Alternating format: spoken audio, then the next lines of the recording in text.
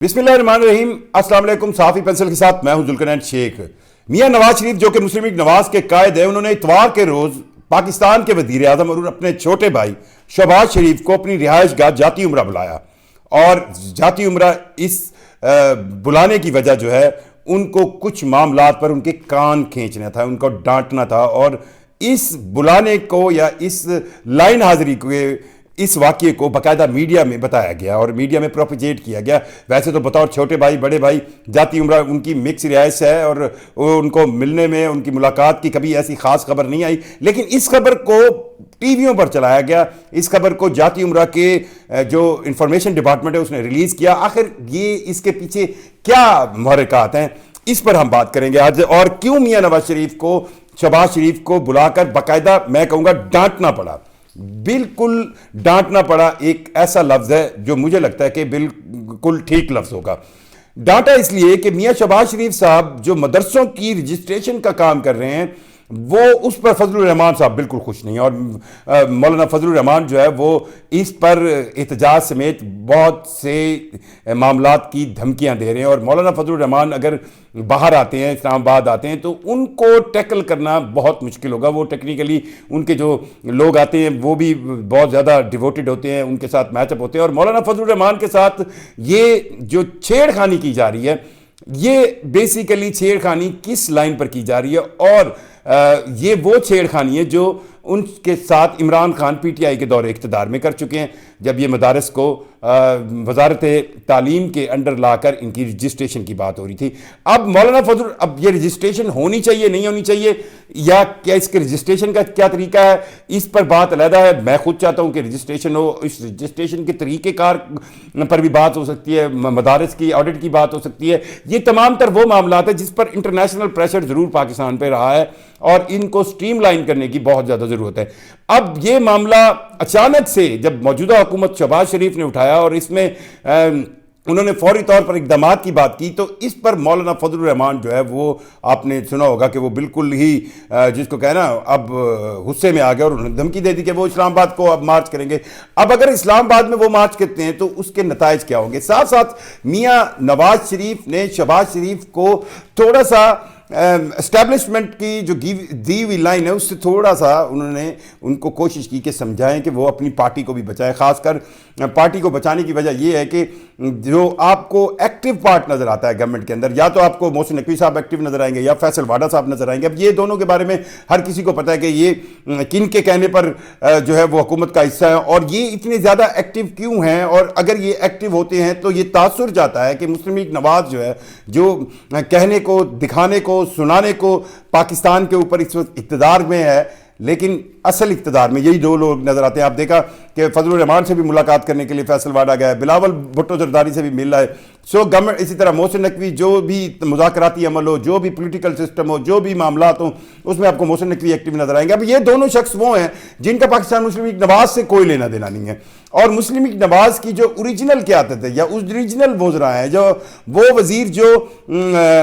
जो लोग मुस्लिम लीग नवाज में साल साल से बहुत बुरे टाइम्स में मुस्लिम लीग नवाज के साथ खड़े रहे हैं, उनको शहबाज शरीफ साहब बिल्कुल निगलेक्ट कर रहे हैं। और ये बात मियां नवाज शरीफ साहब को बिल्कुल वारे नहीं खा रही। सो इन दो मामलात को लेकर मियां नवाज शरीफ ने शहबाज शरीफ को बुलाया, उनको डांटा। अब आपको थोड़ी सी इसमें एक और भी चीज़ नज़र आएगी फ्यूचर सेंस में कि लग ऐसे रहा है कि शहबाज शरीफ जो है वो हुकूमत, उनका तर्ज हुक्मरानी इस तरह का है कि वो पार्टी को बिल्कुल वैल्यू नहीं करते। और जब वो पार्टी को वैल्यू नहीं करते तो इसमें जो आगे फ्यूचर है पार्टी का वो बहुत ज़्यादा मुश्किल में है। और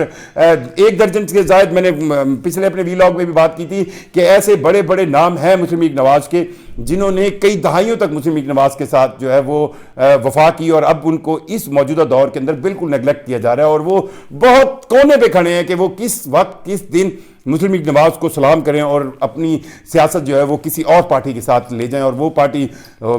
ज़ाहिर बात है इस वक्त तहरीक इंसाफ ही हो सकती है अगर आप पंजाब के अंदर आपकी सियासत है, क्योंकि पाकिस्तान में जो सियासी पार्टियां हैं उनके वोट बैंक्स जो हैं या उनका ट्रेंड जो है वो चलता है। और इस वक्त अगर पंजाब के अंदर कोई सियासी तौर पर कुव्वत है तो वो पाकिस्तान तहरीक इंसाफ और पाकिस्तान मुस्लिम लीग नवाज है। سو یہ لوگ کیوں اتنا زیادہ انسرٹن فیل کر رہے ہیں؟ بیسیکلی اس کی وجہ شہباز شریف صاحب نہ تو پاکستان مسلم لیگ نواز کے لوگوں کو ساتھ لے کر چل رہے ہیں، نہ ہی ان کو حکومت کے اندر کوئی حصہ دیا جا رہا ہے، نہ ہی وہ ریپرزینٹ کرتے ہیں حکومت کو، اور نام جو ہے وہ حکومت کا پاکستان مسلم لیگ نواز پہ ہے، جبکہ حکومت آپ اگر اوریجنلی دیکھیں تو دو لوگ چلا رہے ہیں، یا محسن نقوی یا فیصل واڈا، اور یہ دو نام وہ ہیں جو پاکستان مسلم لیگ نواز سے ان کا لینا دینا کوئی نہیں ہے۔ محسن نقوی صاحب تو ریسنٹ ارائیوڈ ان سیاست ہوئے اور پنجاب کے کیئر ٹیکر وزیر اعلیٰ رہے، اور اس کے بعد ان کو ریوارڈ سینس میں وزارت داخلہ بھی ملی، چیئرمین پی سی بی لگ گئے، اور اس وقت جتنے بھی آپ کو حکومت کے مذاکراتی معاملات نظر آئیں گے، حکومت آپ پچھلے دنوں دیکھ لیں، یہ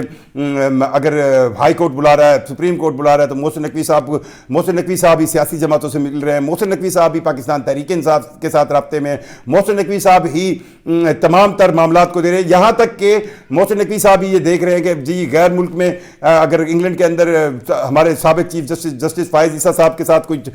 غلط ہوا ہے تو ان کے خلاف کیا کارروائی کرنی چاہیے۔ سو اس وقت پریکٹیکلی وہ تمام کام جو حکومت کو کرنے چاہیے، حکومتی نمائندوں کو کرنے چاہیے، یا پاکستان مسلم لیگ نواز جو اس اقتدار کی جس کے متھے پر ٹھپا لگا ہوا ہے اس کو کرنے چاہیے، یا اس کی قیادت کو کرنی چاہیے، یا ان کے لیڈروں کو کرنے چاہیے، وہ نہیں کر رہے۔ سو اس بات کو لے کر میاں نواز شریف صاحب نے شہباز شریف صاحب کو بلایا، ان کو ڈانٹا، اور ڈانٹنے کی وجہ بھی یہی تھی کہ آپ کم از کم جماعت کو بچائیں۔ اور مجھے یوں لگتا ہے کہ میاں نواز شریف کو زیادہ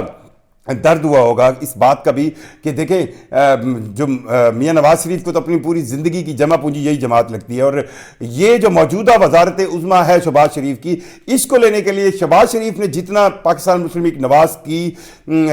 چیزوں کو کمپرومائز کیا، جتنا وہ